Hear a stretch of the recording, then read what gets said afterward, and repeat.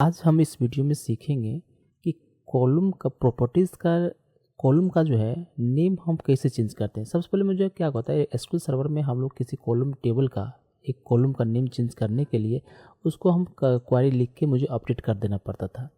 लेकिन जब entity framework का जब हम लोग यूज़ करते हैं तो उसमें क्या होता है, एक कॉन्सेप्ट होता है माइग्रेशन, जो मैंने इससे पहले दो तीन वीडियो मैंने बनाया था, उसमें ऑलरेडी मैंने बताया हूँ कि माइग्रेशन किस तरह से किया जाता है।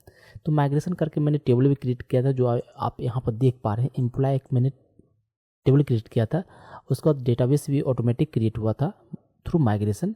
तो आज हम इस वीडियो में बताएंगे कि हम किसी कॉलम का नेम हम कैसे चेंज करेंगे थ्रू माइग्रेशन। तो चलिए देखते हैं, स्टार्ट करते हैं। सबसे पहले मैं एक चीज़ और मैं बताना चाहता हूँ कि मैं जो प्रोजेक्ट ओपन किया हूँ ASP.NET Core है फ्रेंड्स। ASP.NET Core का प्रोजेक्ट है, इसका मैं प्लेलिस्ट बना रहा हूँ। तो आप इसमें देख पा रहे हैं कि मैं किस तरह से मैं कॉलम का नेम चेंज करूँगा थ्रू माइग्रेशन। सबसे पहले क्या होता है कि माइग्रेशन एक फाइल जनरेट करना पड़ता है फ्रेंड्स। माइग्रेशन फाइल जनरेट करने के लिए कमांड लिखना पड़ता है। एक पैकेज मैनेजर कंसोल ओपन कर लेंगे, यहाँ पर जाएंगे टूल्स में, और यहाँ पे आपको पैकेज नगेट पैकेज मैनेजर में पैकेज मैनेजर कंसोल टूल है, ये ओपन हो जाएगा आपके सामने। और इसमें आपको लिखना पड़ेगा माइग्रेशन फाइल जनरेट करने के लिए एड माइग्रेशन। फ्रेंड यदि कमांड यदि गलत होगा तो रन नहीं होगा, एरर देगा। तो एड -माइग्रेशन लिखना पड़ेगा। इसके लिए हम लिखेंगे रीनेम। क्या रीनेम होगा, कॉलम एज टू, और इसको क्या बनाएंगे, एम्प्लॉय एज बनाएंगे।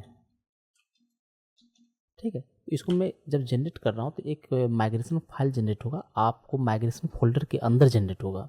आप देख पा रहे हैं कि यहाँ पे माइग्रेशन फाइल के अंदर जनरेट होगा। इसमें बहुत सारा कोड लिखा हुआ है फ्रेंड्स। तो इसमें अल्टर का कोड लिखा हुआ है, तो बाय डिफ़ॉल्ट हो गया है। तो यहाँ पे क्या करना है, मुझे एडिट करूँगा। एडिट करने के लिए क्या करना पड़ता है, इसको मैं यहाँ से क्या करूँगा, डिलीट कर देता हूँ। इसको भी डिलीट कर देता हूँ और मैं इसको भी डिलीट कर देता हूँ।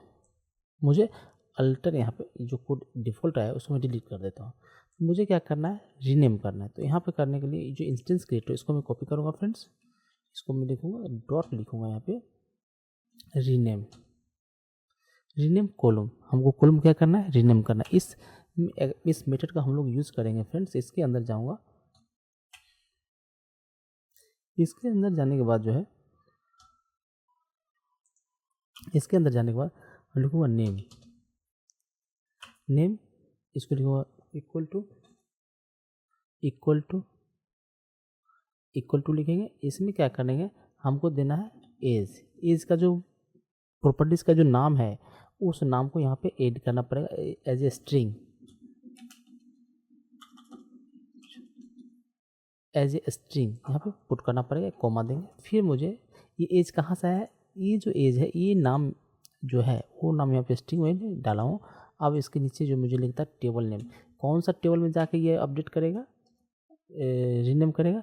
तो टेबल का नाम एज ए स्ट्रिंग मुझे यहाँ पे डबल कोटेशन के अंदर मुझे डालना पड़ता है एम्प्लॉय। उसके बाद मुझे यहाँ पे फिर नीचे आऊँगा, इसका न्यू, देखिए आपको हिंट दे रहा है, न्यू नेम। यहाँ पे आएंगे और यहाँ पर आने के बाद मैं यहाँ पर रखूँगा, डबल कोटेशन के अंदर रखूँगा एम्प्लॉय एज एंड इसको मैं कॉपी कर लूँगा, कॉपी करके यहाँ रखूँगा। अब मुझे ये में अपडेट हो जाएगा तो मुझे याद आया, ओह इसको तो मुझे फिर गलत हो गया, मुझे ये इसको चेंज नहीं कर, दूसरी और फील्ड को चेंज करना था मुझे। तो मुझे क्या करना पड़ेगा, रोल बैक करना पड़ेगा। रोल बैक करने के लिए क्या करना पड़ेगा, इसमें जो एज होगा, ये तो मेरा चल गया, तो मेरा जो टेबल में जाके यहाँ हो गया एम्प्लॉय एज हो जाएगा। जब पहला वाला जब मेरा फंक्शन ये मुझे रन हो जाएगा, एग्जीक्यूट कर दूंगा माइग्रेशन को, तो क्या होगा, डाटा मैं अपडेट हाइफन डाटाबेस कमांड को जब यहाँ पर रन कर दूंगा, ये मेरा रन हो जाएगा। रन हो जाने क्या करेगा, इसको न्यू नेम एम्प्लॉय एज कर देगा। तो यहाँ पर क्या हो जाएगा, एम्प्लॉय एज हो जाएगा। तो ये एम्प्लॉय एज हो जाएगा तो मुझे फिर अल्टर करना, इसको चेंज नहीं करना था, मुझे मोबाइल नंबर को चेंज करना था, फ़ोन नंबर करना था सपोज।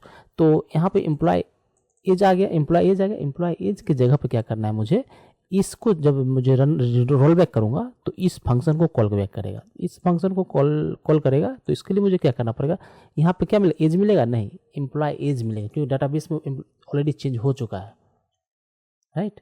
तो सॉरी यहाँ पे नहीं करना है, यहाँ पे इसको एम्प्लॉय एज मिलेगा। अब मुझे इसको क्या करना है, पहले क्या था, एज था, इसको लेके यहाँ पे मुझे एज कर देना है। तो इस तरह से मुझे जो है यहाँ पे अप एंड डाउन फंक्शन के अंदर मुझे कुछ कभी कभी मुझे कस्टम भी करना पड़ता है। तो आप देखना भी पड़ता है कि सही से कोड जनरेट हुआ है नहीं हुआ है, यदि उसमें क्या प्रॉब्लम है नहीं है। यदि ज़रा सा भी प्रॉब्लम आ जाएगा तो आपका कमांड एग्जीक्यूट नहीं होगा और एरर देगा। इसीलिए इसको केयरफुली आपको देखना पड़ेगा, समझना पड़ेगा। तो चलिए फ्रेंड्स देखते हैं, इसको रन करते हैं। हम लिखते हैं update database, update hyphen database, run किए। तो यहाँ पे मुझे एरर आ रहा है। तो क्यों एरर आ रहा है, तो उसको मुझे देखना है। तो एम्प्लॉय एज है, एम्प्लॉय है नहीं एज है, इसमें जो है एम्प्लॉय एज है। तो यहाँ पे ऑलरेडी मेरा सही है, तो एरर आ रहा है। तो एरर क्यों आ रहा है, देखिए फ्रेंड डेटाबेस में कमांड गलत लिख दिया है। तो मैं कमांड यहाँ पर देख पा रहे हैं कि मुझे बताया जा रहा है कि कमांड जो है रिकॉग्नाइज नहीं कर रहा है, यहाँ पे डेटाबेस मैंने गलती लिखा है। तो इस तरह से आपको भी ध्यान रखना पड़ेगा कि कमांड आपका गलती नहीं होना चाहिए फ्रेंड्स। कमांड गलती हो जाने से सही से एग्जीक्यूट नहीं होगा। तो अब मैं रन करता हूँ।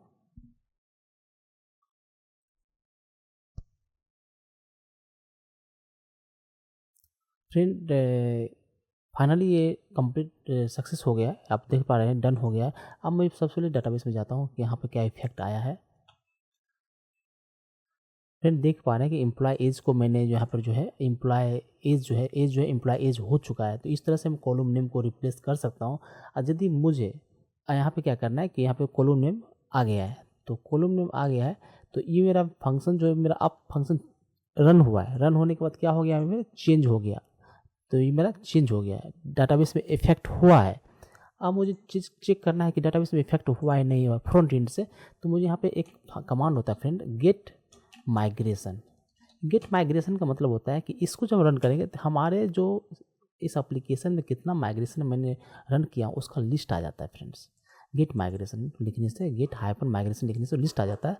आप उसको देख पाएंगे यहाँ पे अप्लाई हुआ या नहीं हुआ। अप्लाई मीन्स इस कॉलम को आप चेक कीजिएगा, अप्लाई मीन्स ट्रू है, ट्रू है। इसका मतलब कि ट्रू का मतलब होता है इसका इफेक्ट डाटाबेस में हो चुका है। जो माइग्रेशन फाइल मैंने जो rename column age to employ age मैंने क्रिएट किया था उसका इफेक्ट डाटाबेस में हो चुका है। तो यदि ये फॉल्स रहता तो इसका मतलब कि इसका इफेक्ट डाटाबेस में नहीं हुआ है। तो नहीं रहता है, फॉल्स रहता है। तो मैनुअली यदि मैं रोल बैक यदि मैं लिखता हूँ रोल, ये यहाँ पर लिखो रिमूव माइनस माइग्रेशन। इससे क्या होता है कि यदि ये फॉल्स रहता है तो फॉल्स रहेगा, तो इसको यदि रिमूव करूँगा तो ऑटोमेटिक ये वाला लास्ट जो मैंने माइग्रेशन क्रिएट किया तो ऑटोमेटिक डिलीट हो जाता है। लेकिन जब ये ट्रू हो जाता है तो इसको मैं करूँगा तो डिलीट नहीं करेगा। आप देख पाएंगे तो उसको डिलीट नहीं करने दे रहा, क्योंकि आपको बता रहा है कि दिस कमांड, ये जो माइग्रेशन फाइल हैज़ ऑलरेडी भी अप्लाइड टू डाटाबेस में अप्लाइड हो चुका है, इसको डिलीट करने नहीं दिया जा रहा है। तो आपको क्या करना है कि आपको मुझे अल्टर करना है ना, तो अल्टर करने के लिए क्या करेंगे, एक कमांड और आपको लिखना पड़ेगा, अपडेट डेटाबेस